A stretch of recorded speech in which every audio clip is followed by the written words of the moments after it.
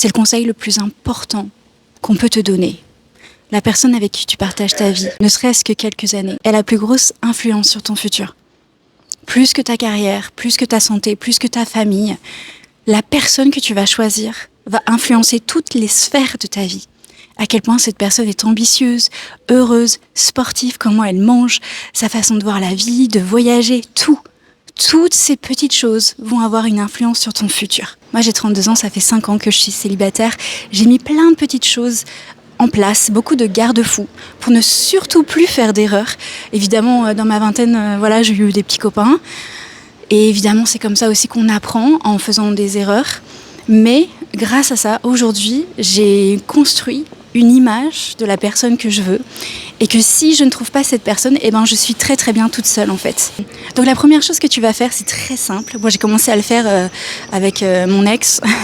Quand j'étais avec mon ex, à chaque fois qu'on avait une petite dispute, je sortais mon téléphone avec mes notes et je notais tout ce qui n'allait pas, dans le sens où je notais ce que je voulais chez mon mari. C'était un peu pour m'aider à le quitter en fait. Je savais que c'était très dur de le quitter parce que je l'aimais. Mais il faut jamais suivre son amour, il faut suivre sa tête aussi, il faut que les deux soient alignés quand on choisit une personne. Et du coup, j'ai commencé à écrire tout ce qui n'allait pas, dans le sens où quand on avait une dispute, j'allais dans mon téléphone et je notais « Mon petit ami, mon mari sera quelqu'un de généreux ». Donc je mettais ce que j'attendais de mon futur partenaire.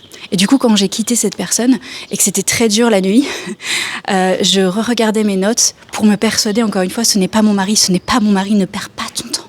Ne perds pas ton temps avec cette personne, même si tu l'aimes. Les gens peuvent changer, mais ils ne changeront jamais pour toi. Donc on continue de faire cette petite liste et ça fait donc des années, 7 ans que je crée cette liste. Elle n'est pas immense, elle fait sens. À partir de cette liste, donc je cherche quelqu'un qui est intéressant, qui est intéressé, qui est gentil, qui est généreux, qui adore voyager, qui parle anglais, enfin des petites choses comme ça, mais qui vraiment pour moi sont importantes puisque la grande majorité de mes amis ne parlent pas français. Donc si je prends quelqu'un qui n'est pas anglophone, c'est un peu comme couper les ponts avec mes amis, quoi. Ça va être très très difficile. Ensuite, quand j'ai fini, ou du moins que cette liste était bien remplie, j'ai commencé à noter sur le côté si moi, est-ce que j'étais toutes ces choses-là ? C'est trop facile de dire moi je veux un mec qui fait du sport, qui a des abdos, qui est grand, quand toi, t'es avachi sur ton canapé toute la journée, tu manges des chips et t'as le bidou du Père Noël, quoi. Quelqu'un qui fait du sport toute la journée va peut-être pas être intéressé d'aller avec toi. Donc tu regardes cette liste et tu te demandes à chaque fois, est-ce que j'ai déjà cette qualité moi personnellement ? Et ça fait des années, moi, que je travaille sur ma petite liste de développement personnel à essayer de matcher, en fait, ce que j'attends de mon mari. Comme ça, quand je le rencontrerai, j'aurai déjà les cases de cocher pour lui. Oh, coucou Minou! Coucou Minou! Come here! Waouh! Come here! Oh, Minou! Je voulais aussi vous parler de votre estime personnelle, à quel point vous vous aimez. C'est incroyable comment ton partenaire est le reflet de ton amour propre, de ton amour de toi en fait. Je pense que ça nous est tous arrivé d'avoir un super copain, une super copine qu'on adore, vraiment cette personne. Si on doit la noter, c'est un 9, 10 sur 10. Bien dans ses baskets, magnifique, gentil, ambitieux, sportif, enfin tout ce qu'on peut imaginer d'une personne qui est bien dans sa vie, qui prend soin de lui, qui s'aime, etc. Et un jour, elle nous ramène son copain et c'est un 4 sur 10. Vraiment genre, le gars n'a rien à voir.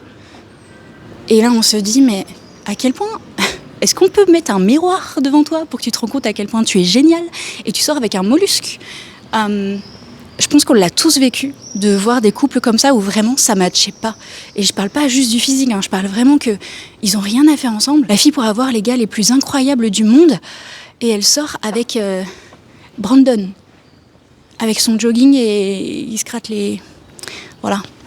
Moi, personnellement, je veux pas être cette fille, je veux pas présenter à mes amis des gars où elles se disent « Oh là là, Blanche, qu'est-ce qui t'arrive ? T'avais besoin de quelqu'un dans ta vie ? T'avais besoin de câlins ? Je peux t'en donner. » Puis depuis que j'ai ma liste, à chaque fois que je rencontre un garçon, au lieu de tout de suite être excitée, être attirée, etc., je sors ma liste et dès les premiers rendez-vous, je regarde à quel point oui ou non ça match et à quel point c'est grave que ça ne matche pas. Je te promets, ça m'a vraiment aidée à me calmer sur certaines personnes que j'ai rencontrées quand j'ai vu qu'il y a au moins 3 choses dans la liste qui ne matchent pas et qui sont pour moi obligatoires.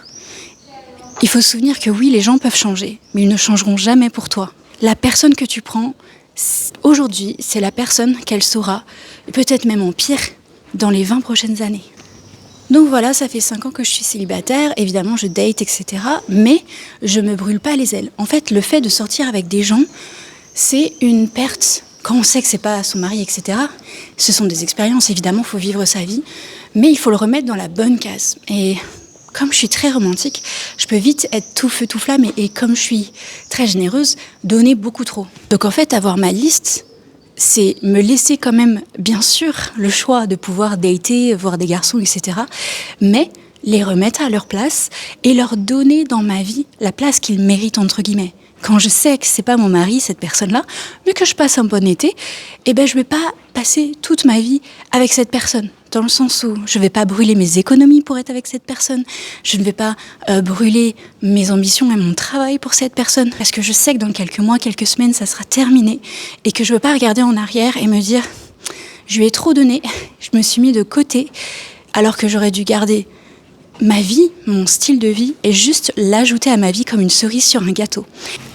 Donc voilà, ça fait longtemps que je suis célibataire, mais pour moi, c'est merveilleux. En fait, je suis très équilibrée, j'ai pas de besoin de quelqu'un dans ma vie pour ajouter quelque chose. Il y a aussi une étude qui est sortie l'année dernière qui m'a énormément aidée à me dire que oui, je suis difficile avec mon futur partenaire, que je cherche vraiment quelqu'un qui va être la cerise sur mon gâteau, le gâteau de ma vie, mais que en fait, c'est pas grave si je le rencontre jamais. Parce qu'il y a une étude qui est sortie l'année dernière qui a prouvé que les femmes de plus de 50 ans qui sont seules, célibataires, étaient plus heureuses en moyenne que les femmes mariées du même âge. Ben oui, parce que quand tu as un mari qui a un boulet, qui t'empêche de sortir, de faire ce que tu veux, qui te tire vers le bas, qui te prend clairement pour sa mère ou pour sa femme de ménage, forcément la vie n'est pas si belle. Bien sûr, je ne vais pas les citer, mais j'ai pas mal d'amis qui sont quarantenaires, qui sont mariés, qui ont même un enfant en bas âge, qui sont complètement bloqués dans un couple qu'elles n'aiment pas finalement. Elles pensaient avoir les mêmes ambitions que ces personnes-là. Évidemment, on peut se tromper, les gens peuvent aussi nous mentir ou pas se connaître. Mais du coup, elles se retrouvent bloquées avec un enfant en bas âge, avec quelqu'un qu'elles veulent quitter, et elles ont 40 ans, quoi. Donc clairement, je préfère être célibataire à 32 ans, de mes 32 ans à mes 38 ans, que de devoir divorcer à 40 ans et recommencer tout à 40 ans. Donc il vaut mieux prendre son temps, faire des petits pas. Je sais que tout le monde le dit, mais moi j'y crois vraiment, qu'on peut rencontrer la bonne personne quand nous, on va bien. Évidemment, on peut grandir ensemble, on peut évoluer ensemble, il y en a qui ont juste de la chance qu'on rencontre la bonne personne au bon moment. Mais si tu veux vraiment ne jamais divorcer, prendre la bonne personne, au bout d'un moment, il va falloir utiliser ses neurones et aussi se marier, non pas juste par amour, mais aussi par raison. Cette personne, elle me tire vers le haut. Cette personne, elle me fait du bien. Et savoir aussi, toi, ce dont tu as besoin. Donc, il y a quelques années, dans ma liste, j'avais noté que je voulais quelqu'un d'extrêmement optimiste. Puisque moi, j'avais des problèmes de dépression, etc. Donc, il fallait vraiment quelqu'un qui me tire vers le haut. Puis finalement, j'ai guéri de cette dépression. Donc, tout va bien. Mais j'ai fait exactement le but de ma liste que de voir que je voulais quelqu'un d'optimiste. Donc moi, il fallait que je devienne optimiste, que je trouve un moyen pour changer cette facette de ma personnalité, pour attirer des gens optimistes. Et maintenant que je suis optimiste, je me rends compte que c'est impossible de sortir avec un pessimiste. Ça nous tire vers le bas, c'est fatigant. Je vois beaucoup de mes amis qui sont avec des gens qui sont dépressifs, qui veulent pas sortir. Et mes amis qui ont des enfants en bas âge et leur copain ne fait rien, mais elle le savait déjà avant, en fait. Avant, tu faisais déjà la cuisine et le ménage. Enfin, de nos jours, c'est vraiment difficile de rencontrer quelqu'un, surtout en France, parce que les hommes, ils nous prennent vraiment pour des mamans, et c'est juste leur éducation, en fait. Donc, moi, personnellement, je me marierais pas avec un Français. Je prendrais quelqu'un qui a un business comme moi. Enfin, en fait, je veux juste quelqu'un qui a la même vie que moi. Et même si c'est plus difficile, il m'en faut juste un. Il me faut juste une personne. Donc, quand mes amis me disent que je suis trop difficile, franchement, c'est pas grave. Si je reste seule, c'est pas grave. Donc, pour récapituler, tu écris ta petite liste de ce que tu veux chez quelqu'un. Ensuite, tu notes sur le côté si toi, tu es déjà cette personne-là. Est-ce que tu fais déjà du sport? Est-ce que tu voyages déjà? Est-ce que tu as... Même l'argent, monétairement, c'est fou. Mais en fait, je suis désolée de le dire, mais au bout d'un moment, moi, ma chaîne aussi, elle est très honnête. Si tu prends quelqu'un qui est employé et qui gagne un SMIC, il y a moins de chances quand même que tu vives une vie de luxe, etc. Si toi, tu es employé, évidemment, tu vas prendre un employé. Enfin, il faut matcher aussi l'énergie de la personne. Je peux te dire qu'un milliardaire ou un millionnaire, il va pas sortir avec toi si tu es employé et que tu dois attendre tes vacances pour partir à Dubaï. Donc, je vois mes amies, elles ont fait des choix. Elles ont pris quelqu'un et j'ai l'impression qu'elles ne se rendent même pas compte que, elles sont avec un employé.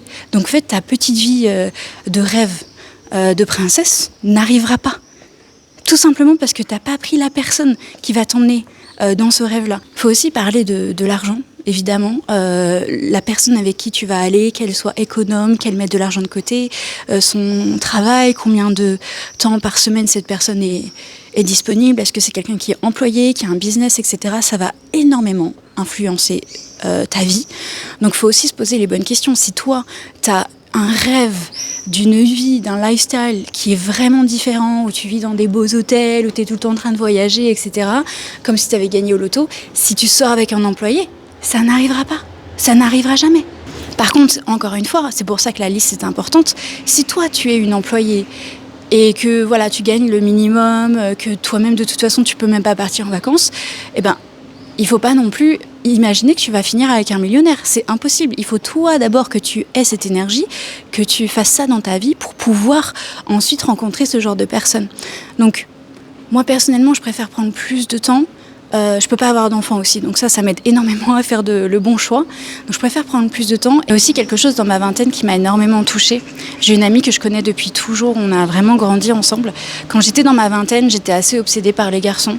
Quand je sortais, pour moi, à chaque fois, c'était une opportunité de rencontrer quelqu'un. J'étais vraiment à côté de la plaque maintenant, parce que statistiquement, pour rencontrer ton homme comme ça, de manière aléatoire, bref. Et donc moi, je me prépare pour aller sortir en mode peut-être ce soir, je vais rencontrer quelqu'un, peut-être ce soir, je vais rencontrer quelqu'un. Mon amie, elle, c'était à 180 degrés de moi. Elle n'en avait rien à faire. Elle était dans sa vingtaine, elle s'amusait, elle avait des ambitions de carrière, elle faisait sa carrière. Et les garçons, c'était pas des mouchoirs, mais c'était vraiment secondaire. Elle savait qu'elle était jeune, qu'elle avait le temps. Et cette fille-là, j'ai toujours su qu'elle se marierait bien. Qu'elle aurait vraiment un partenaire de vie incroyable, dont je serais jalouse sans aucun doute. Cette amie m'a énormément aidée dans mon évolution sans le savoir, puisque grâce à elle, je me suis dit, moi aussi, je veux une vie où les garçons n'ont aucune importance.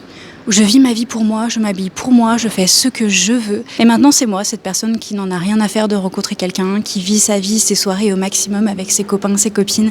Et comme vraiment, j'en ai rien à faire. Et si je rencontre quelqu'un en soirée, la plupart du temps, je lui donne mon numéro et on se reverra plus tard. Mais là, cette soirée, c'est avec mes copains.